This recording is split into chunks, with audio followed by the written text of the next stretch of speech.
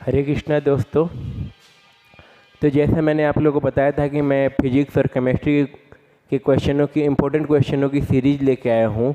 तो वही इम्पोर्टेंट के क्वेश्चन की सीरीज़ में आज हमारा फिजिक्स की क्लास में पहला दिन है। तो हम देखते हैं आज का क्वेश्चन, जो हमारे 3 क्वेश्चन रहने वाले हैं वो क्या रहने वाले हैं। तो आज का जो सबसे इम्पोर्टेंट क्वेश्चन है वो है आवेश के क्वांटमीकरण से आप क्या समझते हैं। Explain quantization of charge. हम इसको दोनों में समझेंगे, हिंदी में भी समझेंगे, इंग्लिश में भी समझेंगे। कूलाम का नियम लिखिए, एक्सप्लेन कूलाम्स लॉ। ठीक है। और जो तीसरा क्वेश्चन है आज, एक कूलाम की परिभाषा लिखिए, डिफाइन 1 कूलाम्स। एंड जो लास्ट क्वेश्चन है आज का वो है कि यदि 2 प्रोटॉन एक दूसरे से 2.56 सेंटीमीटर की दूरी पर रखे हैं तो वे एक दूसरे पर कितना बल आरोपित करेंगे। बल की प्रकृति भी बताइए। Find the force between 2 protons which are 2.56 centimetre stay from each other. Explain the nature of charge, nature of force, कि कौन सा है, कैसा नेचर होगा। तो चलिए एक एक करके हम सारे क्वेश्चनों को बड़ी बारीकियों के साथ समझते हैं। तो चलिए ध्यान दीजिए। ये पहला क्वेश्चन आज का समझते हैं कि आवेश का क्वांटमीकरण से आप क्या समझते हैं। Explain quantization of charge. तो आवेश का क्वांटमीकरण क्या है।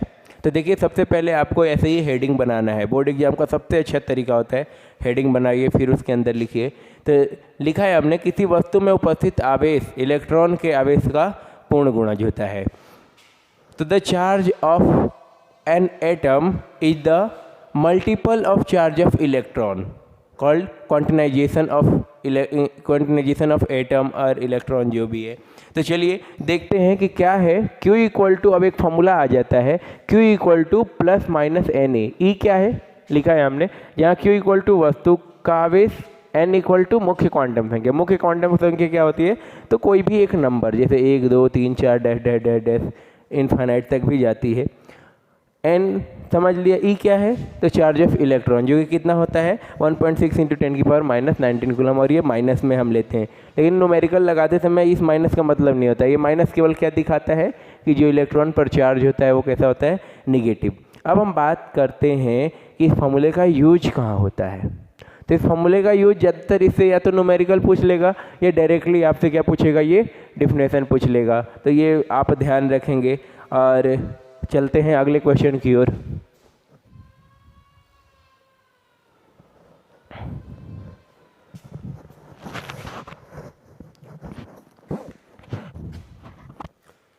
तो आइए देखते हैं आज का जो दूसरा इंपॉर्टेंट क्वेश्चन है। वो दूसरा इंपॉर्टेंट क्वेश्चन है कि कूलाम का नियम क्या है। Explain coulombs law.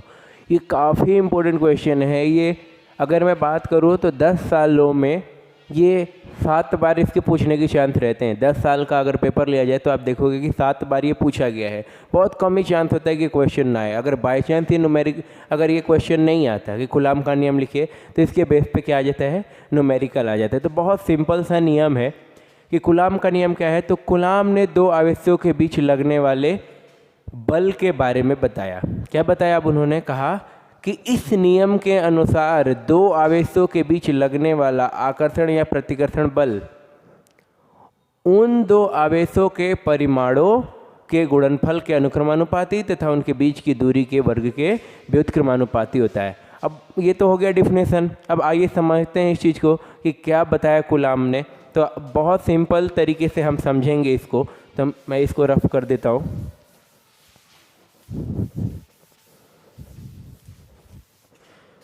तो देखिए कूलाम कहते हैं कि हमारे पास अगर 2 चार्ज है, सपोज मैं 2 चार्ज मान लेता हूँ, एक चार्ज ये है, दूसरा चार्ज ये है। इसको मैं मान लेता हूँ ये Q1 चार्ज है और ये चार्ज क्या है, Q2।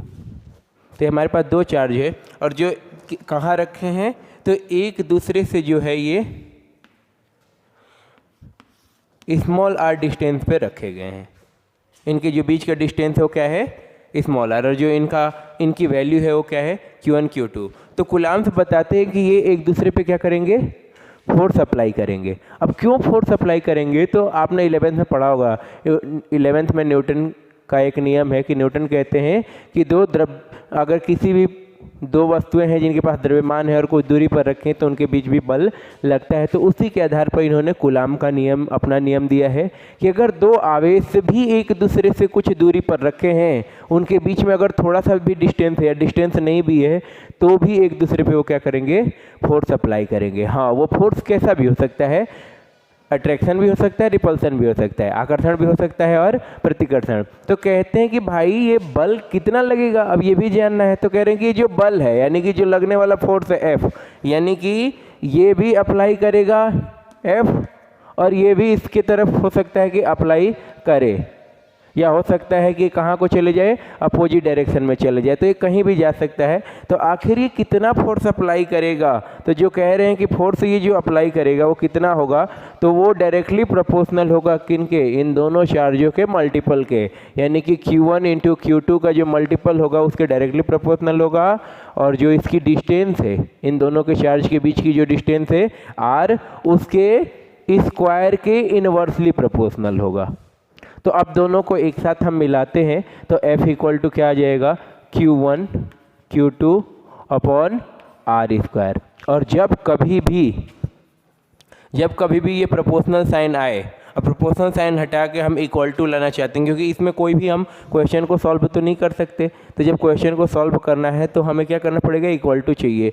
तो इक्वल टू लाने के लिए एक होता है कि हमें क्या लाना पड़ता है, कांस्टेंट। तो देखिए हम क्या कांस्टेंट लाते हैं, तो यहाँ पे कांस्टेंट आ जाता है K Q1 Q2 अपॉन का R स्क्वायर। हमने प्रैक्टिकल किया तो प्रैक्टिकल से पता चला, प्रयोगों से पता क्या चला कि जो K की वैल्यू होती है ये कितनी है, 1/4 pi epsilon not, 1/4 pi epsilon not.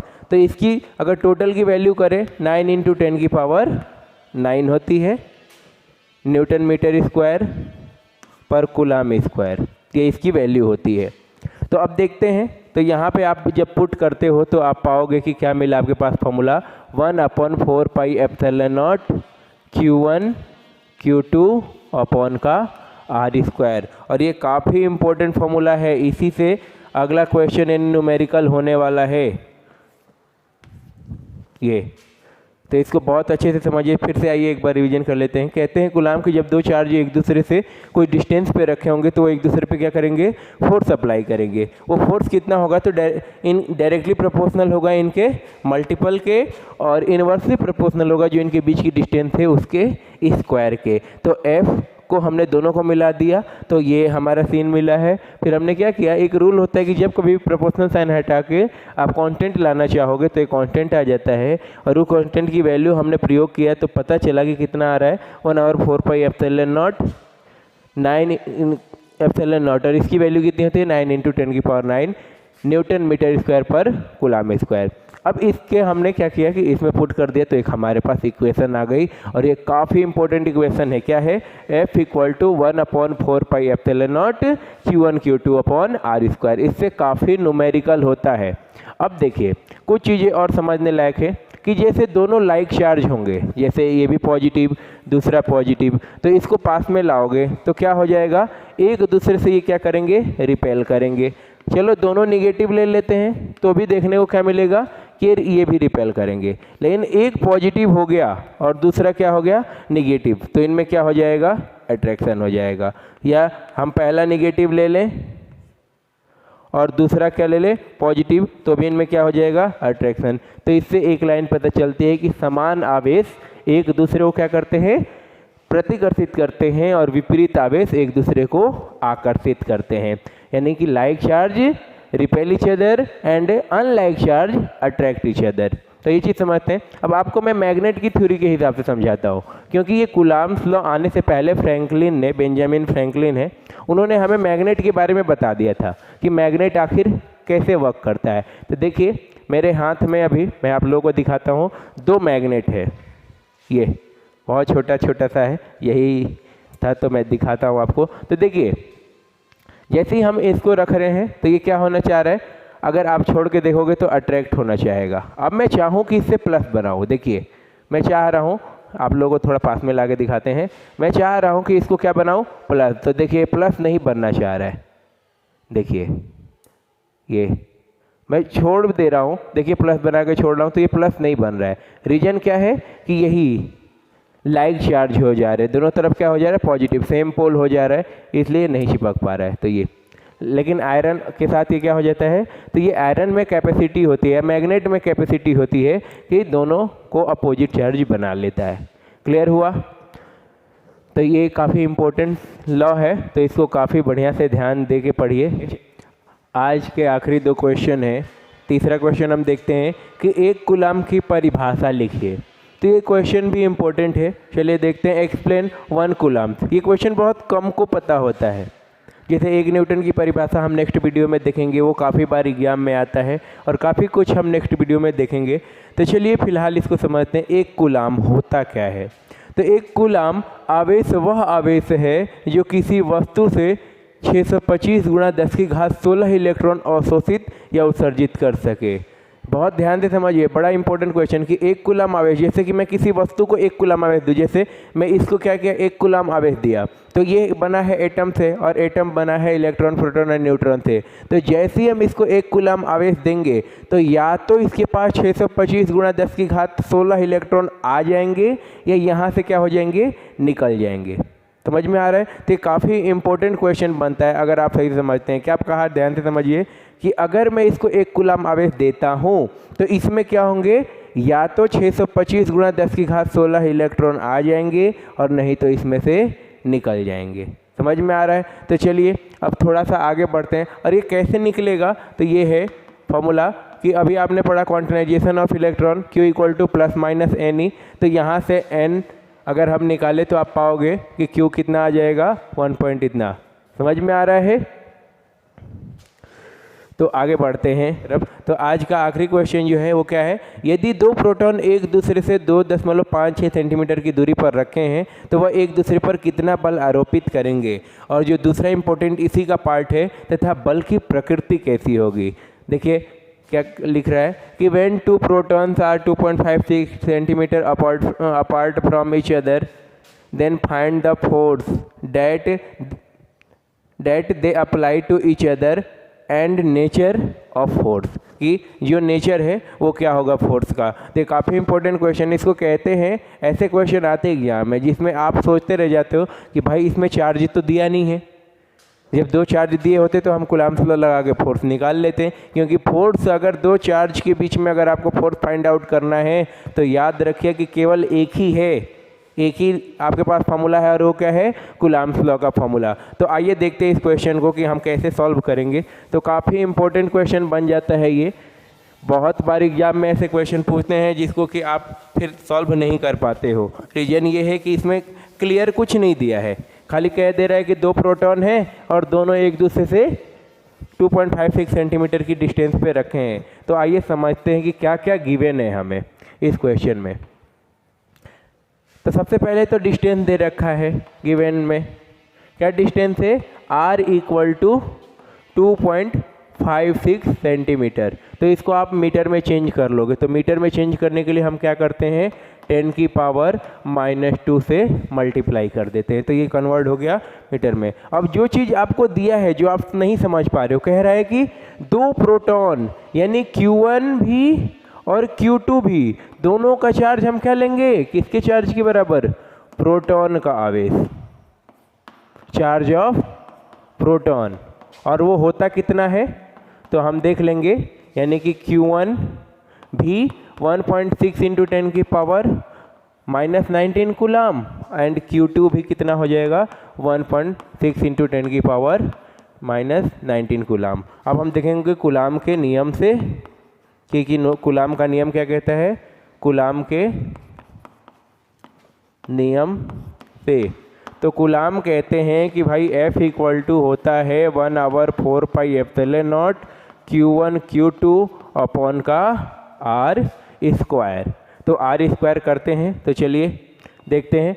तो इसको आप जानते हो कि कितना होता है, 9 × 10⁹ अभी हमने पढ़ा, इंटू Q1 कितना है, तो प्रोटॉन का चार्ज यानी 1.6 × 10⁻⁻19।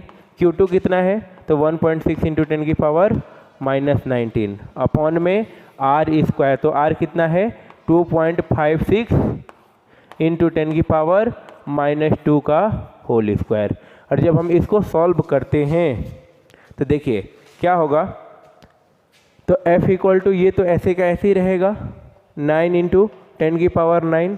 इसको मल्टीप्लाई करके कितना आ जाएगा 1.6 इंटू 1.6 2.56 इंटू इसको मल्टीप्लाई करते हो तो ये हो जाएगा -38। जब बेस सेम हो तो घातें क्या हो जाती हैं, जुड़ जाती है, पावर साइड हो जाती हैं। इसको करोगे तो देखो मल्टीप्लाई करने की ज़रूरत नहीं है, 2.56 इंटू 10⁻², तो 2 टाइम्स है तो 2 टाइम्स लिख लीजिए इंटू 10⁻²। तो देखिए इससे ये कट आउट हो गया। अब इसको चेक कर लेते हैं ये कितना आ जाएगा। तो इसको जब सॉल्व करोगे तो 9/2.56 इंटू 10⁻। अब देखिए ये प्लस का 9, ये माइनस का 38, और ये भी जब दोनों वैल्यू जब ऊपर जाएंगी, अपॉन से ऊपर जाते हैं तो इनका साइन क्या हो जाता है, चेंज हो जाता है। तो ये प्लस का 2 और दूसरा ये भी किसकी हो जाएगी, प्लस की 2। अब आगे इसको आप सॉल्व करते हैं तो सॉल्व करना काफ़ी सिंपल है। आइए चेक करते हैं। पॉइंट हटाइए, ऊपर 00256 इंटू 10⁻, क्या बचा, तो 9 2 11 2 13। अब इसमें से 13 घटा दीजिए तो आपका बच जाएगा -25। और इसको जब आप सॉल्व करेंगे तो डिवाइड कर लीजिए। बहुत देखिए अप्रॉक्स जो आएगा वो कितना आ जाएगा 3.8 इंटू 10⁻24 न्यूटन। तो ये है फोर्स। अब सबसे इम्पोर्टेंट बात यह है कि ये फोर्स की नेचर बताना है, जो सेकंड पार्ट है क्वेश्चन का। इतना ही नहीं करना है, इतना तो सभी कर लेते हैं। हमें बताना है कि भाई इसका नेचर कैसा होगा। नेचर कहने का क्या मतलब है, ये अट्रैक्ट करेगा कि रिपेल करेगा, यानी आकर्षित करेगा कि प्रतिकर्षित करेगा। तो बताइए, सोचिए ज़रा। तो अभी बताया था कि like charge repel each other and unlike charge attract each other, यानी कि जो समान चार्ज होते हैं एक ही में, जैसे पॉजिटिव पॉजिटिव है वो क्या करेगा, एक दूसरे को प्रतिकर्षित करेगा। एक पॉजिटिव एक निगेटिव है तो क्या करेगा, आकर्षित करेगा। तो सेम देखते हैं नेचर इसका क्या होगा। तो दोनों प्रोटॉन की कह रहा है, तो प्रोटॉन के चार्ज होते कैसे हैं, तो दोनों के चार्ज कैसे होते हैं, पॉजिटिव होते हैं। तो जब दोनों पॉजिटिव है, क्योंकि दोनों प्रोटॉन है और प्रोटॉन पे चार्ज पॉजिटिव होता है, तो जब दोनों पॉजिटिव हैं तो क्या होगा, रिपल्सन होगा। तो इसका नेचर रिपल्सन कैसा हो जाएगा, रिपल्सन, यानी कि क्या करेंगे, ये प्रतिकर्षण करेंगे। तो बहुत सिंपल क्वेश्चन आते हैं, आप टेंशन बिल्कुल मत लें, बस मेरे साथ जुड़े रहें और देखते रहें वीडियो को। और एक एक क्वेश्चन को एक स्पेशल कॉपी बना के नोट्स कीजिए, जिसको कि आप एग्ज़ाम से कुछ दिन पहले, ये जब सारे क्वेश्चन एक साथ इकट्ठे हो जाएंगे तो आप रिवीजन जल्दी कर लेंगे। खैर अगर हमारे पास टाइम मिला तो हम आपको रिवीजन भी कराएंगे। तो देखते रहिए हमारे साथ वीडियोज को। और कुछ भी अगर समझने में प्रॉब्लम आ रही है, कुछ त्रुटियाँ हो रही हैं, तो उसको आप कमेंट बॉक्स में लिख सकते हैं। और आप किस टॉपिक पे और चाहते हैं कि मैं वीडियोज बनाऊं, वो भी आप अपना कमेंट में करें। और हाँ, आप अपना नाम ज़रूर कमेंट बॉक्स में लिखें, जिससे मुझे पता चल सके कि आप कहाँ से हैं और आपका नाम क्या है। अपना नाम और पता ज़रूर लिखें। तो चलिए दोस्तों, आज के लिए इतना ही। धन्यवाद। हरे कृष्णा। जय हिंद।